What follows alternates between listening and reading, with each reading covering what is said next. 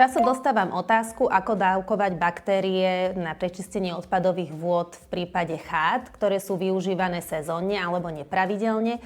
Samozrejme, tuto nastaviť to dávkovanie je komplikovanejšie. Dôležité na začiatku, ak sa vám dá, dodržte aktivačnú dávku. To je prvé 3 týždne, každý týždeň po 2 tabletky AVA.